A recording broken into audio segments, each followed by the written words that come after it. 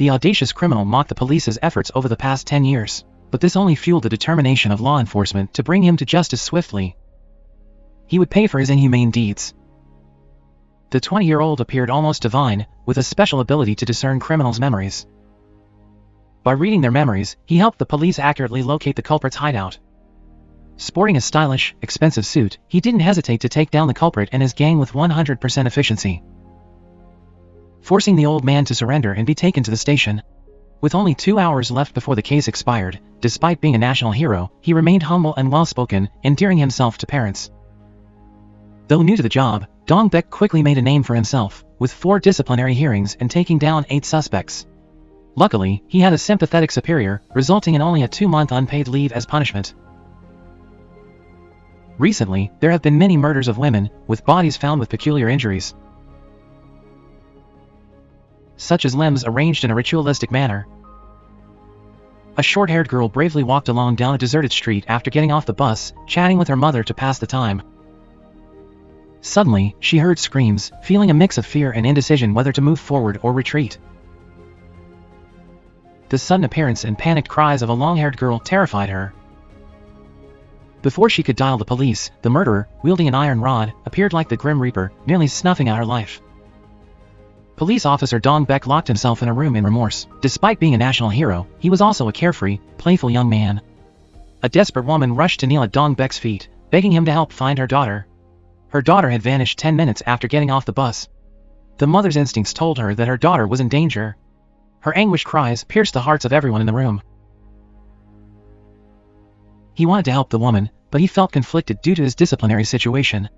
Acting on his own could lead to expulsion from the force. Dong Baek began investigating without permission from his superiors. To avoid implicating his colleagues, he made the suspect sit in the car. He had an awkward encounter with the father-in-law after a successful dental surgery.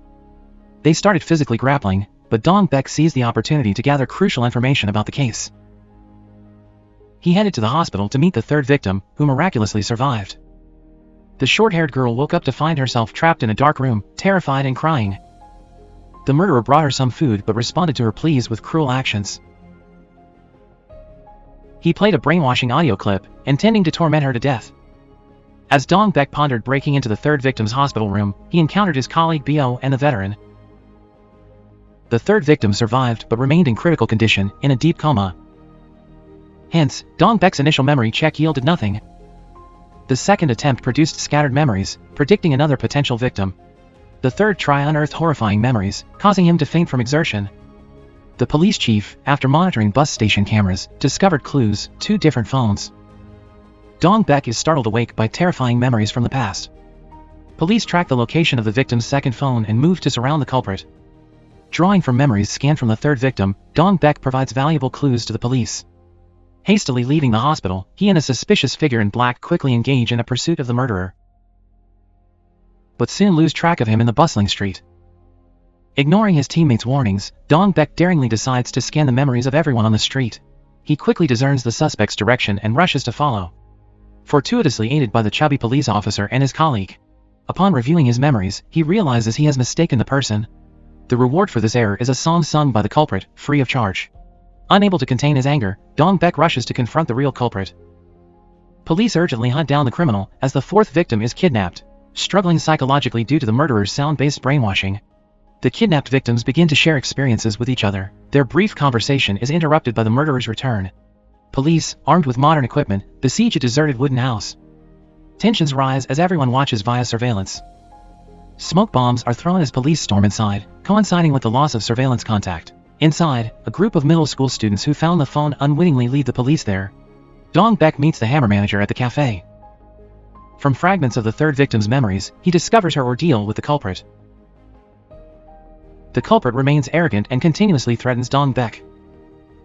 With a hammer in one hand and a phone in the other, Dong Baek swiftly knocks out the hammer manager with a high kick. Despite the weight difference, the naive manager engages in combat with Dong Baek. He quickly triumphs over the opponent with just a swift kick.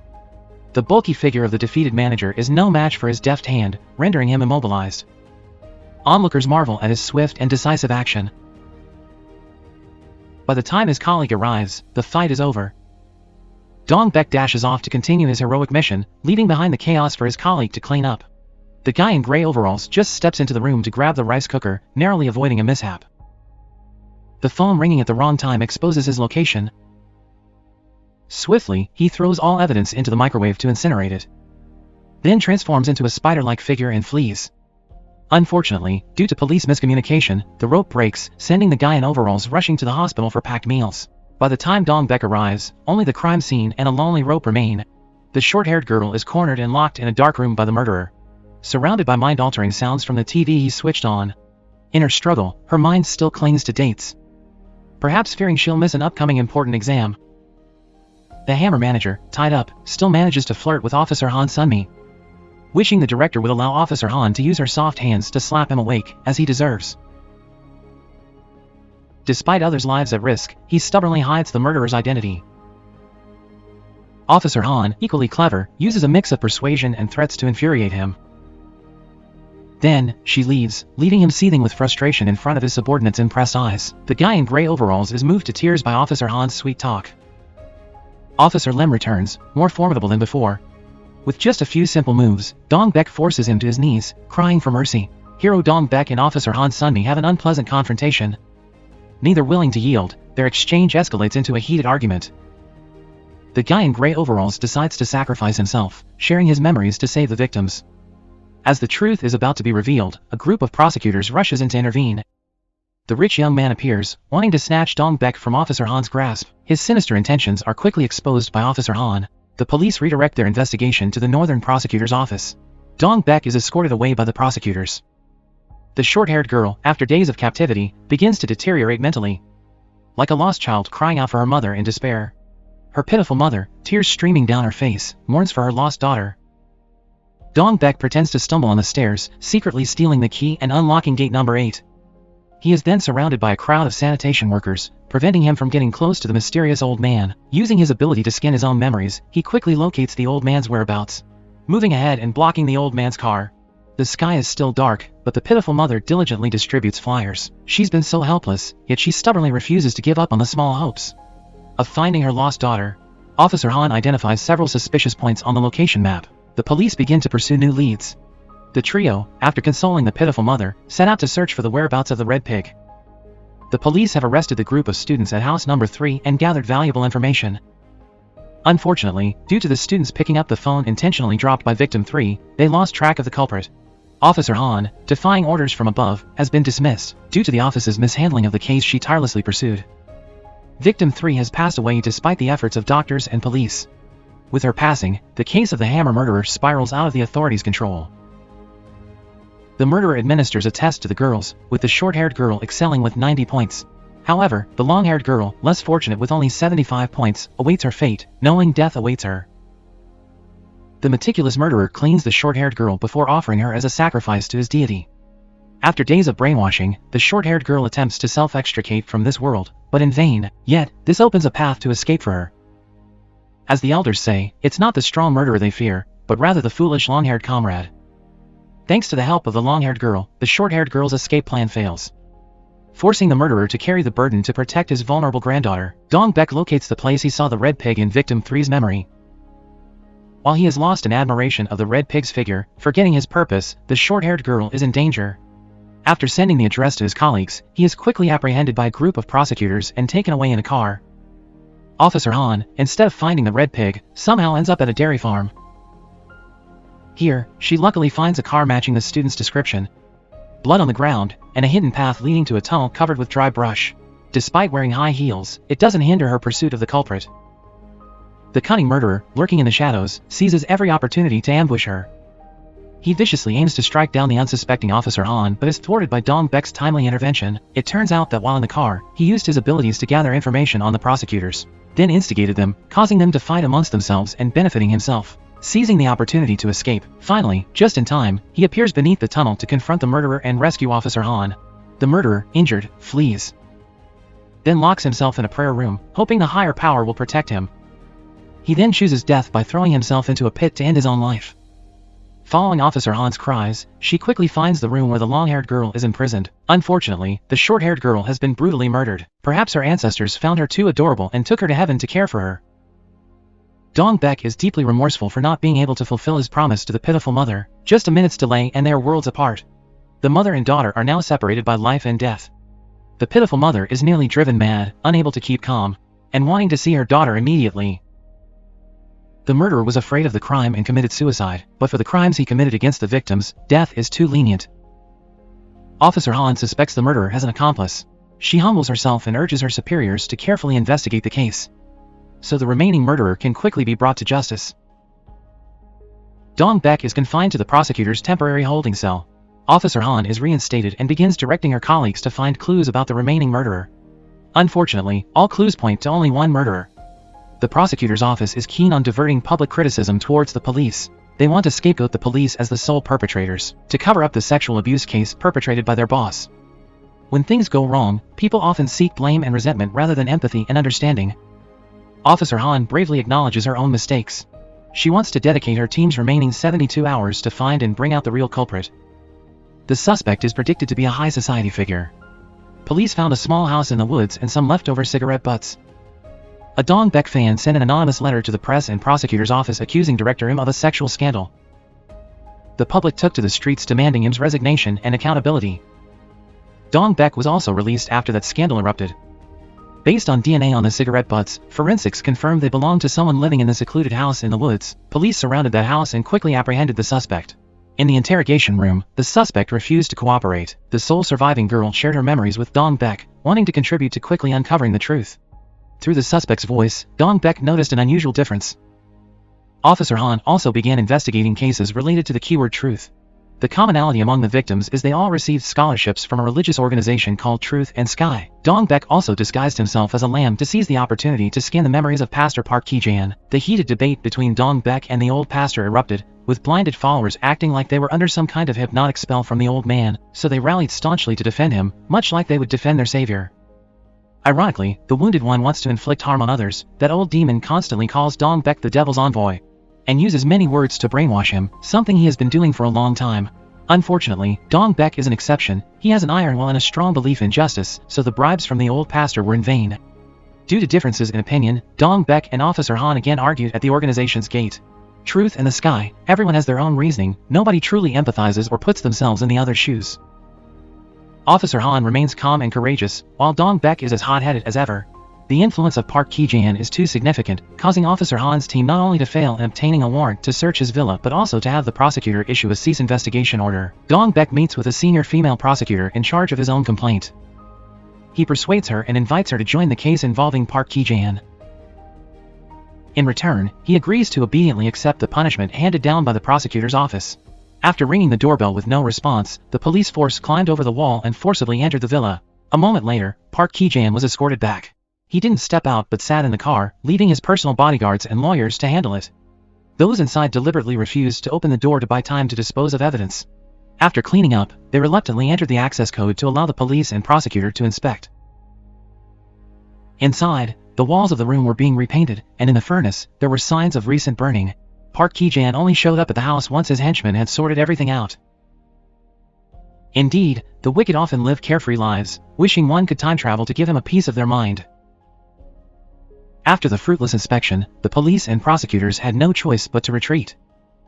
The people began rioting wildly, demanding the disappearance of the religious figure and prosecutor. Dong Baek made a bold decision, wanting to use the media to pressure high-level authorities into the Park Ki-jan case. At the same time, he aimed to garner public support, ensuring the case wouldn't be forgotten and swept under the rug. Before convincing the press, he received a court summons. Dong Baek's unique ability unintentionally made him stand out and pitiable. Those around him always doubted and ostracized his capabilities. Indeed, deep within every person lies secrets, which is why they fear him, fearing he might expose those secrets. Officer Han meets Dong Baek, wanting to collaborate in capturing the poisonous snake Park Ki-jan. The four of them decided to form a team to crack this difficult case. They worked tirelessly through the nights. A young officer in the team discovered a clue about the gloves stuffed with collapsed reports.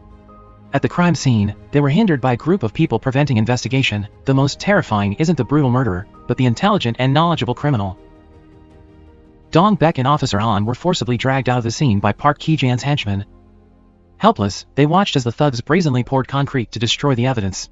Thus, the only evidence to solve the case was buried deep under that thick layer of concrete. Ignoring his own health, Dong Baek wanted to continue investigating the case. He seized the opportunity during his own trial to disclose the case's information to countless media cameras. This was the only way for someone powerless like him to stand against the besieging crowd. Regardless of the potential 5-year imprisonment, Dong Baek willingly made the trade-off. The information he provided was like a sharp mirror causing public uproar. Park Ki-jan was bludgeoned to death by someone. All the sheep present had no memory of what happened. Their memories only stopped at the evil preacher, Park Ki-jan, preaching. All of them seemed to be hypnotized and had their memories erased when the murder happened. Officer Han suspected Dong Baek's involvement in the diseased preacher's death, because only he had the capability to do so, and he had previously threatened him. The police began to form a special task force to find the mastermind behind the murder. Dong Baek's special ability made him a concern for the police force and colleagues alike. A painting in the preacher's room had been altered, with a detail of a sword in the hand of a goddess. In the past, Dong Baek was a pitiful child found unconscious at a train station.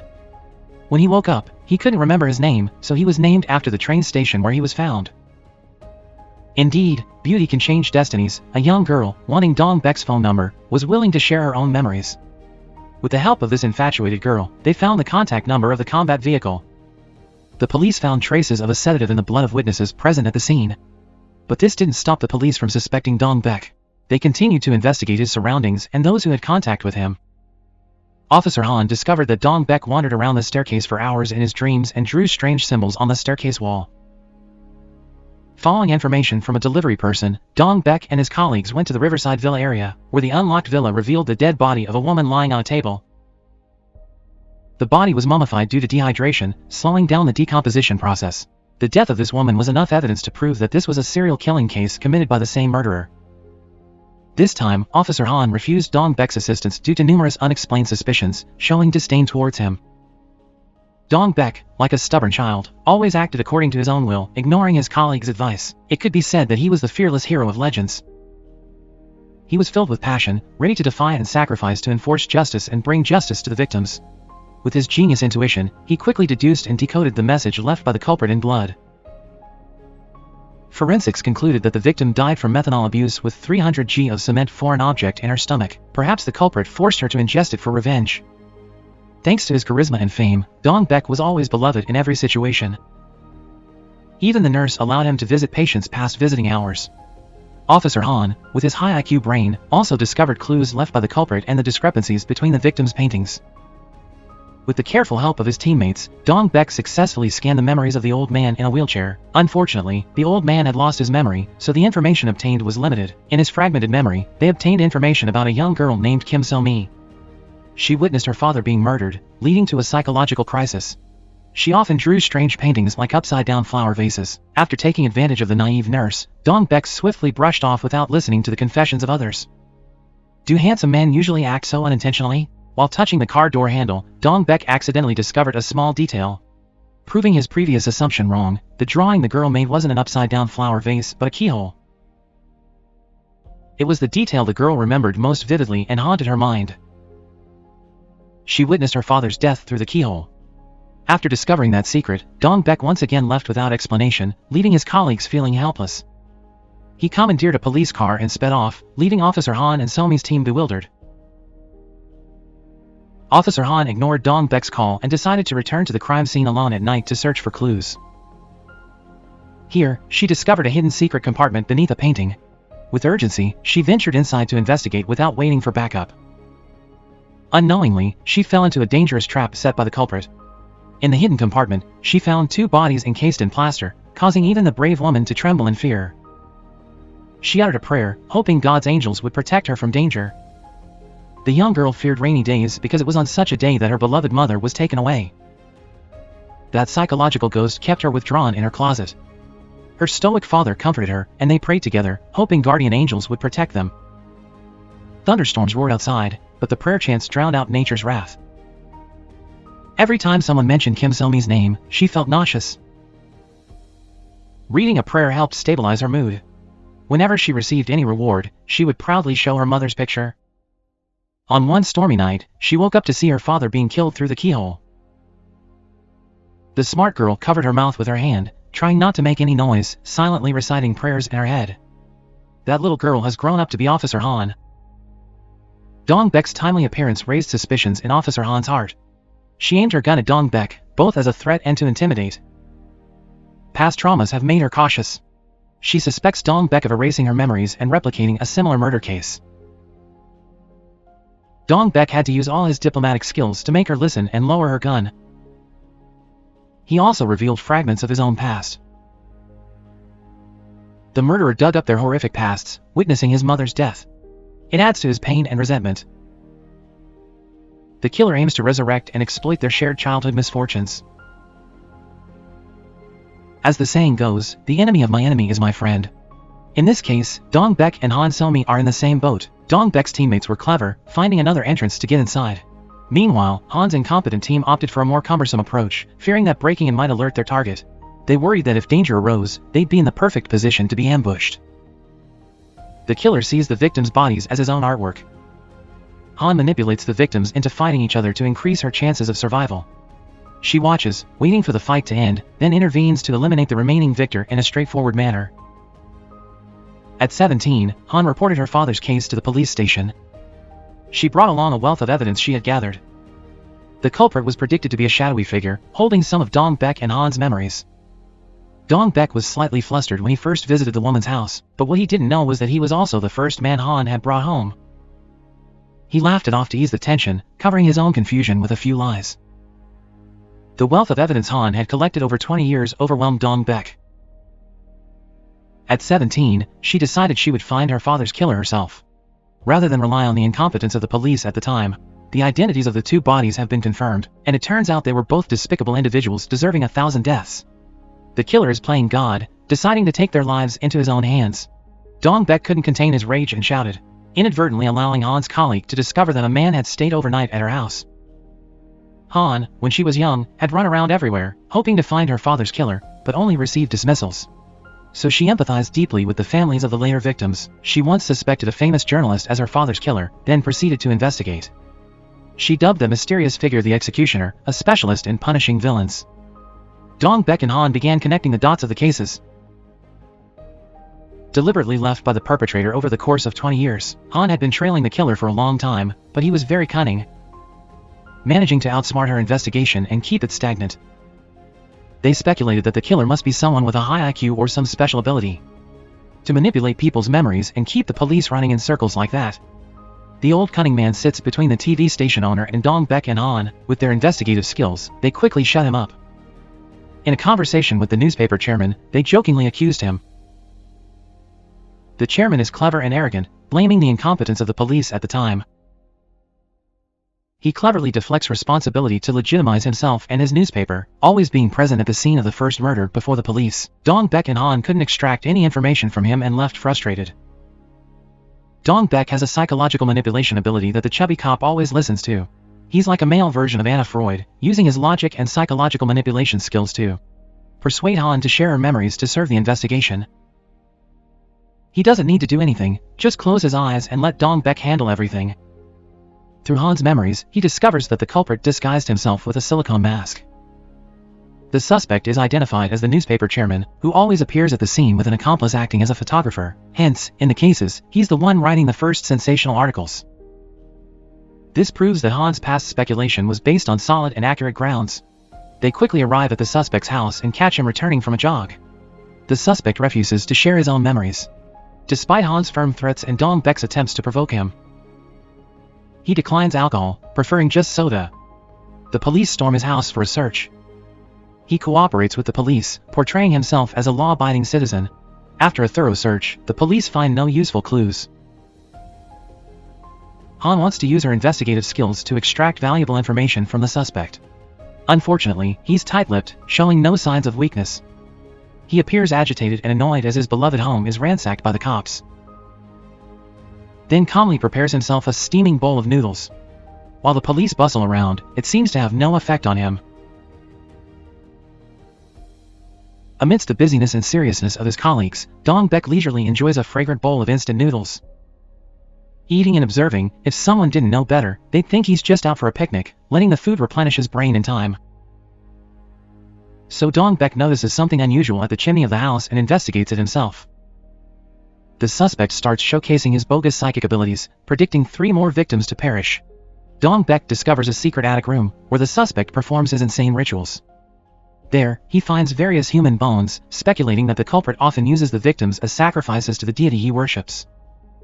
Moreover, the number of victims he has murdered is considerable, beyond the understanding of the authorities. Perhaps he truly possesses psychic abilities. He made instant noodles to calm his trembling stomach, fearing starvation during interrogation. He quickly got dressed and handcuffed, ready for police custody. The criminal was taken to the police station within an hour. The department heads quickly ordered Dong Baek to interrogate him directly, to avoid risks as per the higher-ups' orders. Dong Baek had to handcuff himself to prevent himself from attacking the suspect uncontrollably. During the interrogation, the suspect admitted to having the ability to steal people's memories. Like a low-level sorcerer, he denied having supernatural powers, claiming to be the eye of the deity and fulfilling the deity's demands. He also knew about the hidden suspicions deep within Dong Baek's memories, the truth about the death of the woman killed with a hammer allegedly being his mother. The suspect unsettled Dong Baek. He was quickly subdued by colleagues and dragged out of the interrogation room. The suspect predicted that in 10 days, at the end of the month, he would continue to kill 3 more people because there was insufficient evidence to charge him.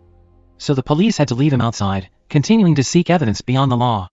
Before leaving, he pretended to be a demon and threatened Dong Baek, and Han said that the ghost was haunting them. He also predicted that tonight there would be a murder committed by the police, and asked them to find a way to prevent it. The police arranged for constant surveillance of the suspect 24/7.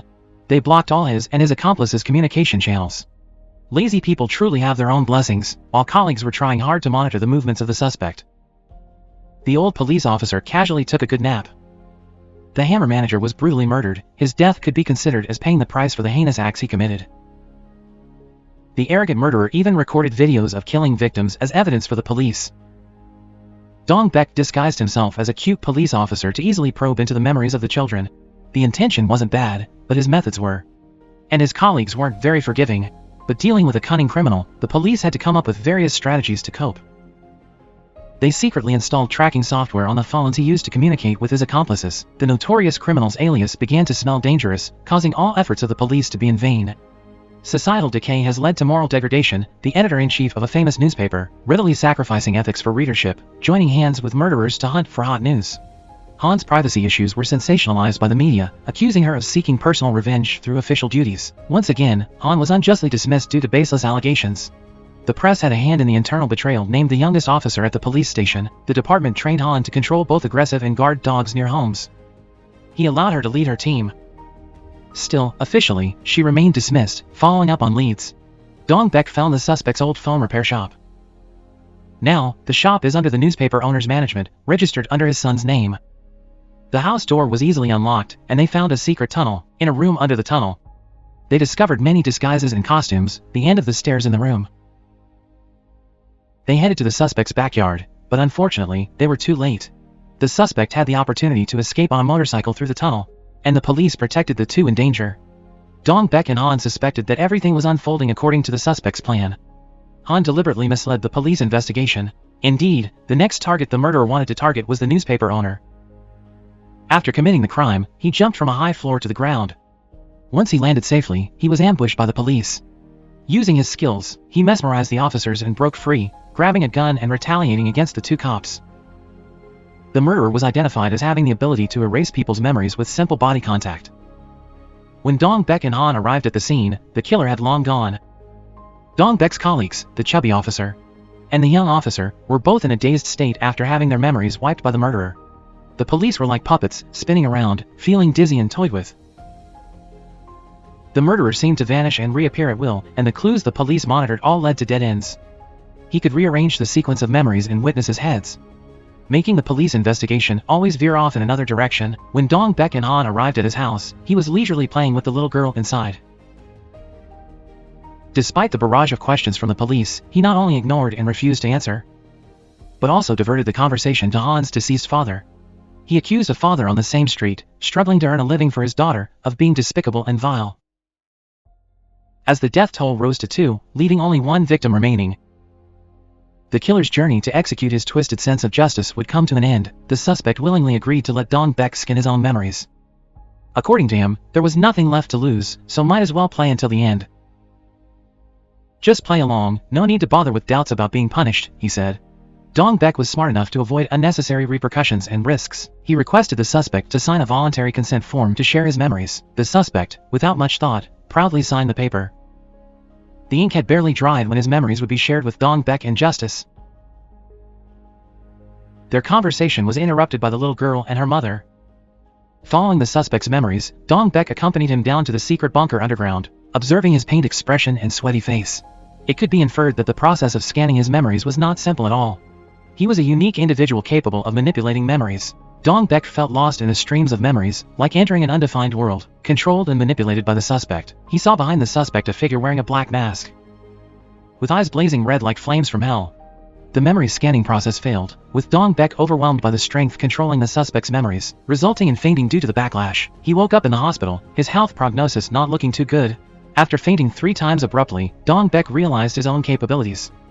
And the suspect was no match. He wasn't the opponent in this battle.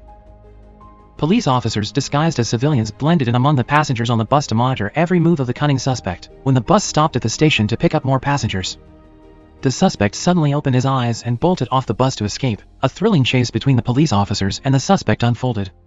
While the police hurried, the suspect remained calm and composed, walking steadily along the road. Upon noticing someone tailing him, he entered the building's elevator to cut the pursuer off, taking the initiative to block and strike at the head of a female police officer. Observing her bewildered and tense expression in the elevator, the suspect's penetrating gaze couldn't miss the core of her true identity. By the time backup arrived, the female police officer had been knocked unconscious in the underground parking lot. Her memories were wiped clean, and her sidearm was also stolen.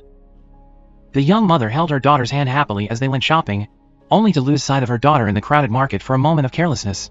Once again, the suspect allowed himself the authority to cleanse the world, taking the lives of those he deemed impure and unworthy. The unfortunate little girl was unintentionally chosen by him as the third sacrificial victim. Time was running out for both the police and the mother, as the suspect continued to prophesy that tonight would be the moment of the child's demise. The young mother had a horrifying childhood in the past.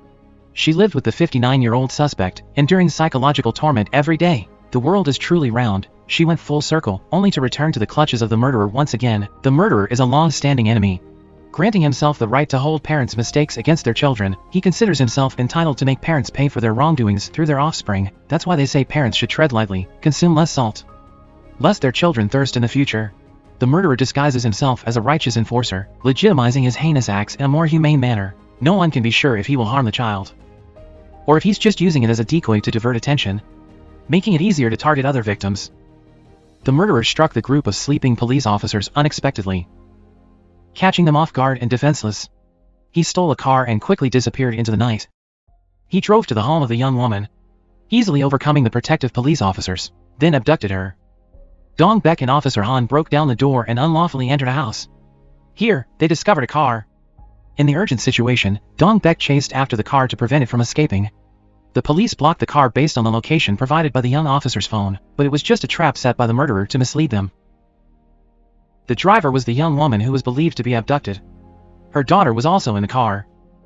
During the fight with the murderer, Officer Han was accidentally shot by him, and Dong Baek engaged in a hand-to-hand combat with him. Officer Han endured the pain and fired at the murderer, saving Dong Baek from a fatal blow. Unfortunately, it was too late, as the murderer managed to stab him in the chest.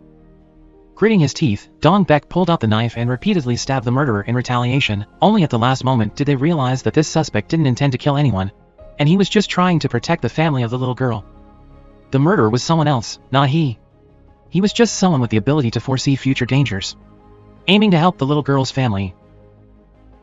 A family with a husband who had difficulty walking due to a leg disability. He relied on crutches or had to use a wheelchair, supporting his mobility. It turns out that all this time, the police have been mistaken about the suspect they've been monitoring day and night. It's not the memory-wiping culprit from legend, but a murderer who has taken 6 lives, lurking in the shadows. He acted quickly, erasing all memories of himself from the victims' minds, and witnesses from different eras became helpless, trying to scan useful memories, only to be left with scattered fragments. The man knew his time was short, so he showered all his love on his wife and her daughter, using his savings to buy the little girl an expensive necklace. Sadly, his noble sacrifices and love were met with. His wife was putting rat poison in his food, intending to poison him to death in order to steal his wealth. The chickens that ate the poisoned food meant for him, and their deaths, were the clearest evidence of his wife's cruelty. The initial clues confirmed the murderer to be the patient living at the same psychiatric hospital as the suspect. His identifying features included clean suicide scars on his hands, always carrying an iron hammer. As the suspect woke up, Officer Han proceeded to quickly interrogate him. The man had secretly installed a listening device on his wife's phone, then quietly followed her to the hospital where she worked and monitored her. She lied to her colleagues about going home to visit her husband at noon, but in reality, she was having an affair at a motel. Through her conversations with her lover, a secret behind her seemingly gentle facade was uncovered. She was even willing to inject cyanide into her daughter's food to get rid of her. Because the child had congenital heart disease, she would only be a burden to her. While performing a ritual in the forest, he was accidentally seen by his wife's stepdaughter. Despite being distant from her for so many years, he had always silently watched over her, protecting her in the shadows. Dong Baek and his colleagues set out to investigate the man with the alias Eraser. Even the suspect himself didn't know much about the real identity. He only knew that the remaining memories he had were intentionally left behind by that person. The chubby police officer was suddenly ambushed from behind by the homeowner's son. The suspect seemed delirious, blurting out confessions. He claimed that 20 years ago, he had killed many people, but the recent cases were not his doing. He wanted to make a deal with Officer Han, wanting her to take care of his wife's stepdaughter. He proposed fleeing abroad with his family in exchange for revealing everything, including the case involving her father. The pitiable father, with a son plagued by psychological trauma, mistakenly believed that Dong Baek's ability to read memories could cure his son's illness, so he desperately asked him to touch his son's head. The suspect continuously presented absurd hypotheses, trying to sow discord and suspicion within the police force. 20 years ago, the suspect witnessed a chaotic brawl. That was also the first time the Eraser appeared and demonstrated his supernatural abilities. The boundary between truth and deception is fragile and difficult to determine. It's unclear which memories are real and which are deliberately fabricated by the culprit. The murderer manipulated the suspect to carry out the tasks he desired. Surprisingly, the young woman was the only survivor in the massacre 20 years ago, but she had no memory of the incident whatsoever. In her memories, the little girl accidentally discovered the appearance of Eraser under the drainage ditch, revealing the presence of an underground tunnel. Here they found several different rooms. Dong Baek and Officer Han split up to observe. In the dark room, Officer Han discovered a figure in a glass box disguised as Eraser. Luckily, Dong Baek intervened just in time to prevent her from stopping, or else the steel bullet would have pinned down the innocent man's head. He had been completely wiped of memories, language, and everything else, now merely resembling a helpless child. When he met his wife, he could only mumble as if wanting to say something but couldn't speak. The murderer left a challenge message to the police that in 4 days he would continue to kill. The media sparked public outrage and blamed the police for being too powerless, creating opportunities for the murderer to continue his rampage, claiming many innocent lives. Dong Baek and Officer Han joined hands to create many trials, even with their own superiors. When the suspect heard that his son-in-law had his memories wiped clean by the Eraser, and now lived like a newborn baby, he was furious. In China, a young man spent a large sum buying a small bottle of poison to avenge his brother. While cooking, he put poison in the soup. Then those who ate the poisonous soup all fell pretending to be dead. They appeared cunning when they deceived the naive boy. When they were forcing the boy to drink the poison, a masked person intervened. He alone escorted all those crooked men back to the ancestors' altar to pay respects. Unfortunately, due to a slip, he was shot by the old lady's concealed gun. Thanks to the timely shot of the boy's sharp bullet, the man's face was saved from being placed on the ancestral altar to admire naked chickens. The masked man was the suspect, and the boy was his future son-in-law. Despite not being a biological father, he was willing to sacrifice himself as a demon to protect his daughter's innocence and ensure a peaceful life for her. When reporters tried to dig up some dirt on Dong Baek by meeting the chubby police officer, they unexpectedly heard him praising his young colleague like delivering a eulogy. Dong Baek made a public apology to his unsettled colleague. Since he wasn't sincere, he immediately slipped up. He publicly apologized but still didn't forget to cheat. He's only suitable as a police officer. As an MC or actor, with these terrible abilities, he'd easily get booed. His hot-headed nature has often earned him criticism from colleagues. He felt embarrassed to show his timid side to women. But that altercation was also his undercover eavesdropping strategy. Through the investigation process, the police force could be trusted 100%. It's challenging for Dong Baek to use his own colleague as bait to lure out the murderer. Although the young police officer was equipped with the latest equipment, people still worried about his safety. Everyone knows they're facing an extremely dangerous murderer, but their duty is to protect justice. They're not allowed to be afraid or back down. The suspect protection team fell apart due to directives from higher-ups. Officer Han and Dong Baek police officers in a difficult and extremely dangerous situation. The suspect was escorted smoothly on the way. As there was no prior discussion, the defense lawyers vigorously denied the charges for the suspect, without knowing that the suspect had already confessed to all his crimes. It was like a joke because the suspect refuted every defense statement from the lawyers. Right in the courtroom, witnessed by many people, he bit off the lawyer's ear and then used a pen to sever his carotid artery. Hackers infiltrated the police surveillance system and disabled it. To facilitate the elimination of the next victim, the surrounding police guards were all drugged, leaving only the chubby police officer, and the young police officer quietly transferred the suspect to another room. Dong Baek took advantage of the diversion to secretly bring the suspect to safety, then disguised himself as the suspect lying in wait, aiming to lure out the murderer. Unfortunately, the murderer was also very cunning and understood Dong Baek's calculations well. The one who appeared was a young woman instead of the intended murderer. The murderer also disguised himself hidden within the police force. He detonated a bomb that stunned Officer Han. The suspect sacrificed himself to protect Officer Han, rushing in to grapple with the murderer. When Dong Baek arrived, he encountered the murderer on the escape route. He decisively fired a shot at a critical point, seriously injuring him. Throughout his life of wrongdoing, this was the first and last time the suspect did something useful for the police. He willingly sacrificed his life in hopes of partially atoning for the crimes he committed. Dong Baek fired shots at the murderer, but he was wearing a bulletproof vest and managed to escape. Following the blood trail, he discovered that he had fled into a sewer. The suspect was ultimately eliminated, and all the police officers bore no responsibility for that. Tomorrow, public opinion will once again rise in protest, despite their efforts. When they succeed in their mission, the whole nation will praise them. But when they fail, 1,000 forces will turn their backs on them. The black-clad prosecutors entered the police station as if it were deserted. Despite their elegant attire, they couldn't conceal their corrupt personalities and cunning nature that had seeped into their blood. The chief of the police station is not one to be trifled with either. He knows that dealing with rascals like these prosecutors doesn't require playing nice, so he directly threatens and acts tough. If your friend obstructs, you use a club to knock their head instead of wasting your precious time arguing back. The prosecutors quietly slink away instead of maintaining their initially aggressive stance. The murderer returns to his room to tend to his wounds. Dong Baek is wanted, with nowhere to go except sneaking into Officer Han's house. Based on the suspect's diary left behind, Dong Baek and Officer Han have new thoughts and investigative directions. Someone as strong-minded as Dong Baek has had moments of collapse in the past, wanting to end his own life. In times of trouble, you know who your friends are. The chubby police chief and the enthusiastic young officer chip in some clothes and personal items for Dong Baek. They even thoughtfully buy food and advise him. The four of them eat and discuss case details and any secret information they've gathered. The young man Dong Baek is familiar with once dated a schoolgirl, and he's read her memories. The superhero squad sets off to visit their department head at the hospital after he had an accident. While waiting at a red light, he opened the car window for some fresh air, accidentally brushed against the hand of a motorcyclist wearing black. Since then, he seems to have been mesmerized and doesn't know anything anymore. However, all memories of the accident were completely erased from his mind as if it never happened. He woke up only to find himself and his son in a flipped-over car. Someone rescued him from the wreck, but unfortunately, his son wasn't as lucky and was killed along with the car exploding. Reading the department head's memories caused Dong Baek excruciating pain, but he still persisted. The accident involving the department head and his son was also caused by the eraser. Luckily, he quickly managed to grab a button from the perpetrator's clothes. On the button was the logo of the fire station. Colleagues were very worried about Dong Baek's health condition. He had been overusing his abilities too many times, which was destroying his own body. The superhero squad found a list of people who had commemorative jackets from the 20th anniversary of the fire station. There's a good chance that one of them is the murderer. Dong Baek's location was compromised, and the prosecutors set out to arrest him. The murderer deliberately wore the fire chief's jacket to warn the owner of the jacket that they would be the next deeply targeted victim. The murderer cut the oxygen hose of the fire chief, slowly witnessing him suffocate and pass out from lack of oxygen. By the time Dong Baek appeared and rescued him, he was already in critical condition.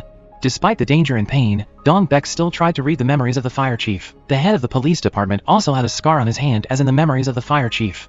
Dong Baek collapsed due to excessive exertion, and hours later he still couldn't wake up. Doctors predicted that if he continued to scan memories, it would endanger him. He disregarded the doctor's advice, forcing Officer Han to convince him to help. Continuing to scan memories meant Dong Baek was harming himself. 8 years ago, as a young teenager, Dong Baek was always surrounded by admirers because of his handsome appearance. The gifts from fangirls were enough for him to give to the children in the orphanage. He always had a friend by his side to share joys and sorrows, so he didn't feel lonely anymore. She entered his life, provided training to help him control his abilities. It's a pity she was always poetic, which disrupted the romantic atmosphere between them. A kiss from the past had a powerful effect, waking Dong Baek from his reverie. He rushed out of the hospital room to find the fire chief, but he had already left early in the morning. The memory eraser left something in the fire chief's nostril. Gata kidnapped the fire chief, pushing him from the hospital forest to the parking lot and then disappeared. Officer Han suspected he hadn't left and was hiding somewhere in the hospital. Dong Baek suspected the perpetrator wanted to continue suffocating the fire chief. Because he had tried before but failed, now he wanted to correct his mistake by causing a perfect death for him. The superhero team split up to search every possible place in the hospital. But the murderer's trace and witnesses remained elusive. People gathered at the cold storage warehouse, while the young officer wandered alone searching. Nothing was found in the cold storage. The young officer walked along the deserted corridor. Somehow, fate led him to the hospital's morgue. Fortunately, he discovered in time, saving the fire chief's life. The murderer had inserted a small translucent scroll into his nostril. On it was a message he wanted to convey. The murderer said he had changed his killing method. This time he would kill innocent people related to the guilty, using this method to prey on the guilty's psyche to make them feel the pain of losing their loved ones. If the doctor recalls his memories from 20 years ago, she received a suicide victim's body with some suspicious points on it. But to save her son, she compromised with the police to change the cause of death, making the victim's body not examined thoroughly, hiding the sad truth behind that tragic death. For saving her son, she traded her professional ethics and human conscience. The price of that cruelty was her innocent son still died despite receiving a new marrow transplant. The police chief appeared in the victim's hospital room, immediately followed by a danger warning in the room. He ordered Officer Han to leave the hospital. The memory eraser boldly called CVA and Dong Baek, claiming the recent deaths were caused by him. The murderer mentioned the grassland, which was also the last testament of the suspect before leaving this world. 7 years ago, his only friend, Cho Guan, disappeared. When they arrived at the congressman's house, they encountered the righteous reporter. Through her words, they found out the prosecutor's side was tapping Officer Han's phone. She risked her own life to run to inform them.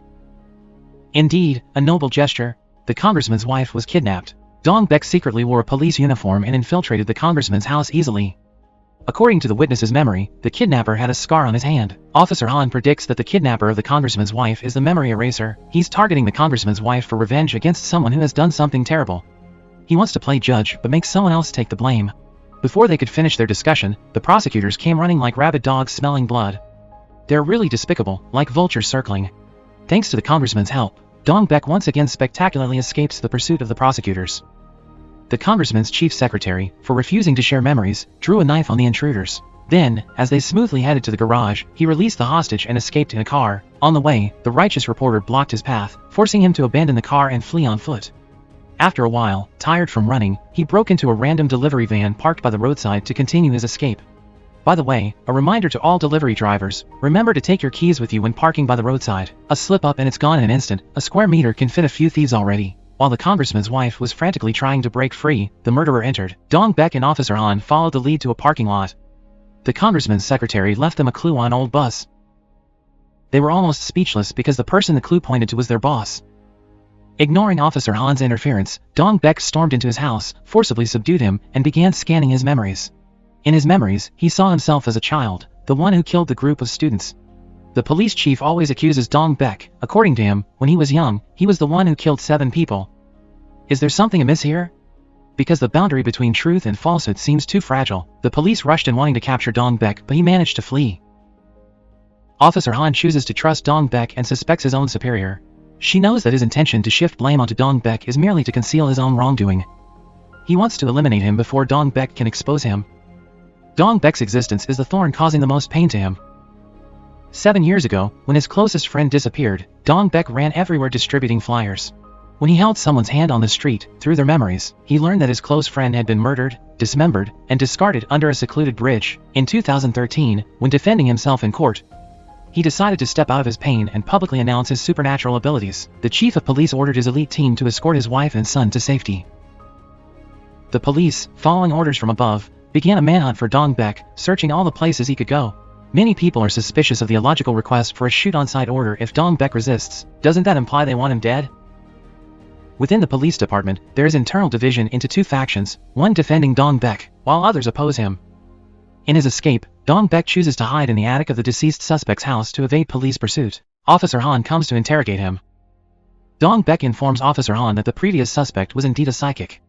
His abilities were inherited from his ancestors. Initially, as a child, he had nothing special until his abilities manifested in danger. The day he became a psychic was also the day his mother died. Before her death, she predicted 4 things. It was through these predictions that Officer Han could locate Dong Baek while he was on the run. He uncovered the truth about his own girlfriend's death. She wasn't murdered but was fatally hit by a reckless driver. Due to the driver's callousness, she wasn't promptly rescued, leading to her unjust death. Officer Han suspects Dong Baek has dissociative identity disorder. That sinister personality of his is the one who killed those victims 20 years ago. But she still chooses to trust and cooperate with him to quickly find the memory eraser. They arrange the memories in order. There's another man under suspicion. To protect Dong Baek's health, Officer Han prevents him from participating, fearing it would be dangerous for him to continue using his memory scanning ability, but he disregards his own health and wants to use all his strength to pursue the evil enemy. They discover the person who has been secretly assisting the secretary of the congressman, who is the girl he previously held hostage.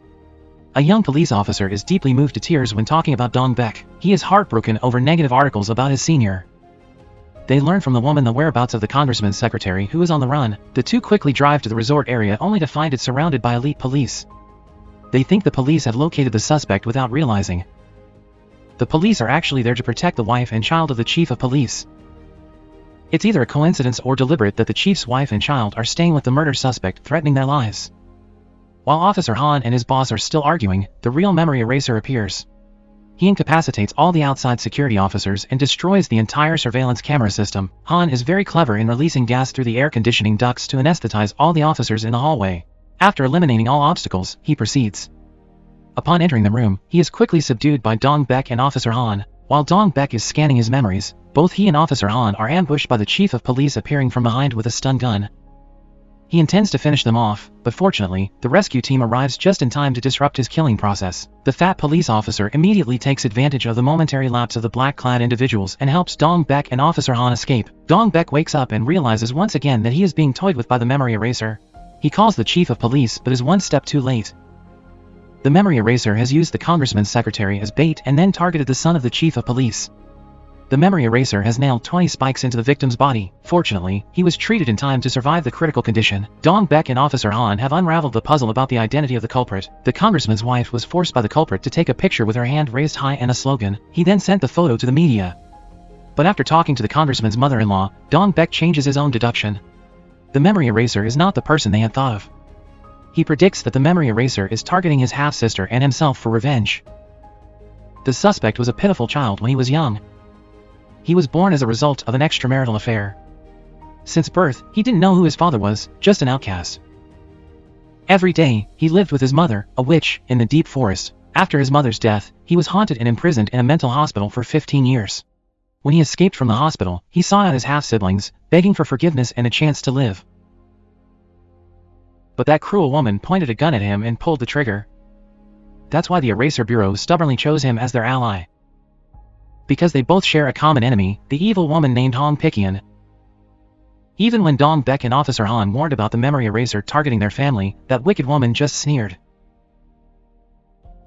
She wants to protect the honor of her family and her son rather than save her pregnant daughter-in-law and grandchild. She's ready to make someone pay if her son's reputation is tarnished. The police chief, consumed by madness and grief over his brother's death many years ago, orders the capture and imprisonment of Dong Baek, the congressman's secretary.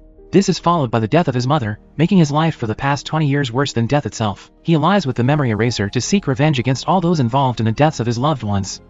Despite torture and coercion, he refuses to reveal the identity of the Eraser Bureau. He even taunts the old police officer with remarks that exacerbate his pain.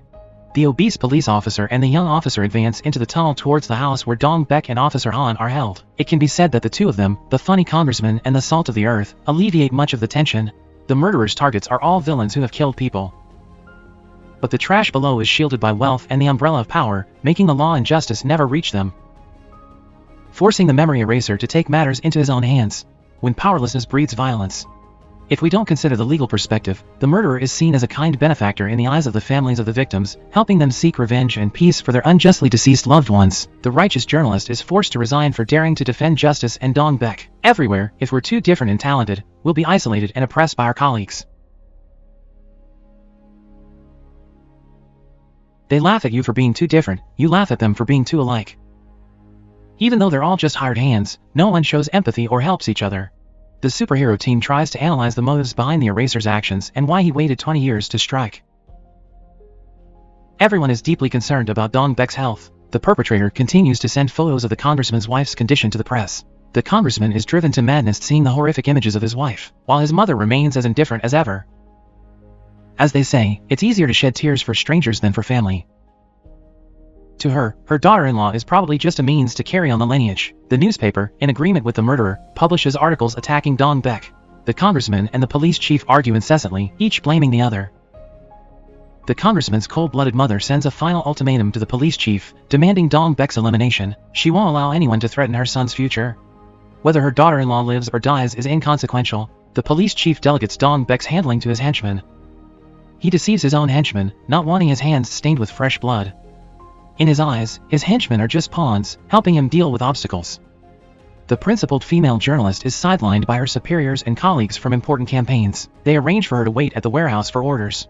The congressman and his mother script their performance for the media. She decides to sacrifice her daughter-in-law to pave the way for her son's advancement.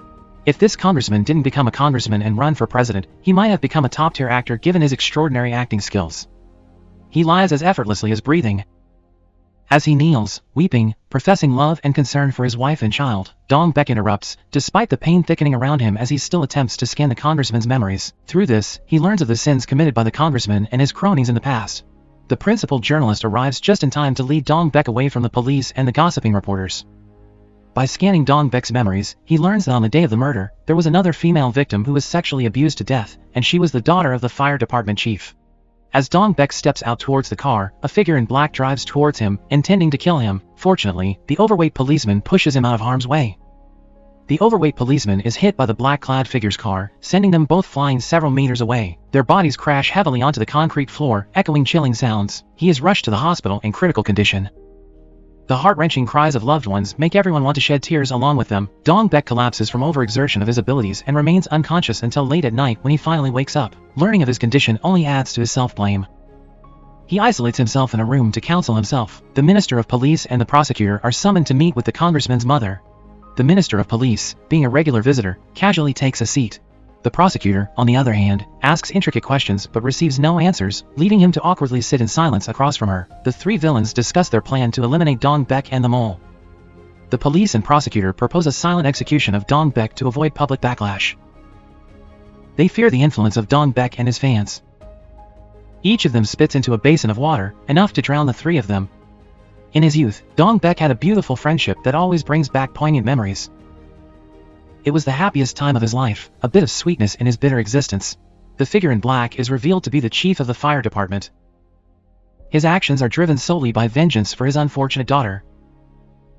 He recounts his horrific past to the congressman's wife, slowly revealing his motivations. Upon discovering his daughter's body, he realized the extent of her fear. She hadn't died by suicide, as people thought, but had been brutally assaulted by her own classmates.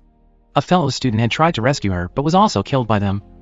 These two innocent children were both savagely harmed by those demons, with the mastermind being the congressman himself. Assisting them were two corrupt police officers. The poor girl, after the assault, hadn't died physically but her soul had been crushed. Officer Han advised Dong Baek that this crucial moment wasn't the time to collapse and blame himself. After handing over the USB containing his video confession to the righteous journalist, he and Officer Han set out to continue the hunt for the culprit. The journalist wanted to publish Dong Baek's video to clear his name, but the newspaper's leadership disagreed. The police surrounded the house in the suburbs. Armed with advanced weaponry, the special forces split into two groups to surround the house. There were also many undercover officers pretending to fish nearby to monitor the situation. Dong Baek and Officer Han parked their car at a distance and quietly observed. The chief of the police department ordered his commandos to shoot the culprit on sight. As Officer Han suspected, the murderer was very clever and couldn't be easily located. The police were lured to the outskirts of PHIC all day long without any harvest. Officer Han suspected another location, and they immediately drove there. Upon arrival, they found the memory eraser waiting for them. The congressman's wife was locked in a black suitcase. As he claimed, the memory eraser's words were all true in a society corrupted by the police and prosecutors. When a corrupt congressman holds power, righteous people like them are easily marginalized. But vengeance blinded him. The hands of righteousness were already stained with innocent blood, making him turn evil. Dong Baek easily detected his deception. He realized he wasn't the true memory eraser. The congressman's wife was still in the house, not in a suitcase as he claimed. Despite his pain and deteriorating health, he fought with him while erasing memories. The corrupt policeman appeared and used his marksmanship to shoot the fire chief with a bullet. He also shot Dong Baek in the hand, causing him to collapse in pain on the ground. When he attempted to take him away to pay homage to the ancestors, Officer Han's team of 4 policemen intervened in time. Dong Baek and the man believed to be the memory eraser were both taken to the hospital with injuries. Dong Baek was injured in the hand and passed out from overexertion. The man in the black attire suffered worse, being shot and falling from the upper floor to the ground. All the information was reported to the chief of the police department. Dong Baek's video confession was aired on the news with the help of the righteous journalist and the Young Police website. The video implicated many high-ranking officials with various past crimes. But it also brought danger to the journalist herself. However, her righteousness didn't hesitate to sacrifice herself to bring the truth to light. The corrupt factions began to turn on each other, revealing the inherent greed and cruelty within each person. As long as it affects their own interests, they're ready to eliminate obstacles. When the media bombshell occurred, Dong Baek also woke up in the hospital after a long coma. His mindset was very optimistic, welcoming the approaching storms. When he returned to his hospital room, he found that the police guards outside were all knocked out. The memory eraser left a note, inviting him to a meeting if he wanted to know the whole truth. When he arrived at the meeting place and faced the memory eraser, seeing her face and identity, and hearing her call him her younger brother, he could only be stunned by surprise. The police knew Dong Baek was missing, so they began to track his location via his phone. The memory eraser turned out to be sister Seo Jisoo. The meeting place she arranged with Dong Baek was where he loved to play as a child. From her mouth, she learned that Dong Baek is her younger brother, Seong Joo-ho. To protect her younger brother, she erased all the unpleasant memories of him from the past. Over time, she has quietly appeared by his side in the role of a healthcare nurse. That's why she cares and worries about him so much. Perhaps it's because of the bond of blood and kinship. Now she thinks it's time for her younger brother to know the truth. Through her hand, she leads Dong Baek back to the forgotten realm of memories. Their trio family used to be very happy. She was born at the same time, under the same moon, as the two pitiable students who were victimized. She witnessed her friend's death firsthand, feeling helpless to do anything. Looking at the photograph of her innocent friend smiling brightly, that smile felt like a dagger stabbing deep into her chest, causing her anguish. As she was stepping out of the funeral home in a daze, she inadvertently allowed the corrupt police officer to inadvertently scan his memories, also discovering the suspicious nature of her friend's death. From then on, she began to use her abilities. Exploiting the scapegoat named June as her pawn, she began her frenzy of revenge. It was also because of this that she inadvertently drew her family into the dangerous whirlpool. The life or death audio tape of her school friend she had just received inadvertently led to the death of her beloved mother. The murderer wielded a hammer to bring her mother to meet her father, witnessed by her helpless younger brother. In her final moments, her mother tried to use her last strength to hold back the killer, giving her son a chance to escape. At that time, Seo Jisoo was preoccupied with avenging her despicable classmates and was unaware of the danger to her loved ones. Both cousins have the ability to read and erase people's memories. For others, they see having such abilities as fortunate, but those who possess such abilities like them know it's a great disadvantage, a misfortune of immense proportions. Because of that ability, they are shunned and discriminated against by society, and they cannot openly use their abilities to defend justice. She caught the murderer who killed her mother years ago and handed the gun over to her younger brother for revenge. But Dong Baek hesitated. He struggled with his beliefs, feeling that his sister had been turned into a monster. Being called a monster by the person she loved most, her own brother, deeply wounded her. To release her anger, she reluctantly squeezed the trigger, ending the life of the enemy who killed her mother years ago. Seeing her sister like that, Dong Baek felt immense pain. Tears flowed like rain, crying for both her own fate and her sister's. In seeking revenge, her sister became increasingly consumed by darkness, forgetting her former principles of life. Life's pressures forced the two sisters onto separate paths. Did Jisoo want to use her own death to awaken and toughen up her younger brother? Through the words of the woman in the black coat, Dong Baek learned that his sister had long been under the control of the NIS organization. He also learned that each time his sister used her ability, her health deteriorated further. They saw her as a national asset or a lab specimen needing protection, stripping her of her human rights and freedom. The son of the chief of police department woke up after a long period of deep unconsciousness. He accidentally saw a news report about the bad deeds his father had committed. Officer Han held a press conference to expose the wrongful case of the two former students to the public. The chubby police officer, after wandering around for a long time due to overreading, returned to his duty. He woke up in the joy of the young police officer beside him. Just like Dong Baek, the first thing he asked upon waking up was about Dong Baek's well-being. Thus, it can be seen that their relationship was very good. Sometimes, people who are not related by blood can love each other unconditionally. Why did Seo Jisoo wake up in a new hospital?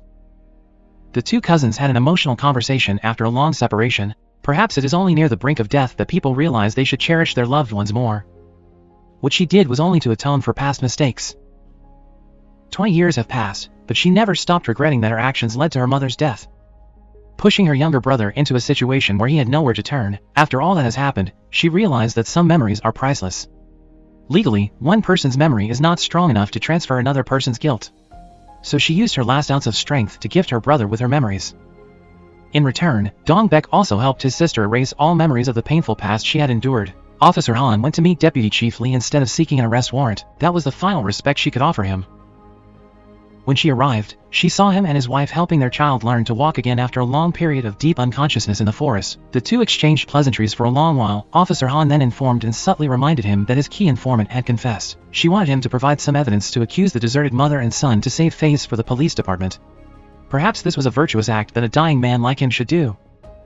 Their conversation ended ambiguously, and Officer Han didn't harvest much.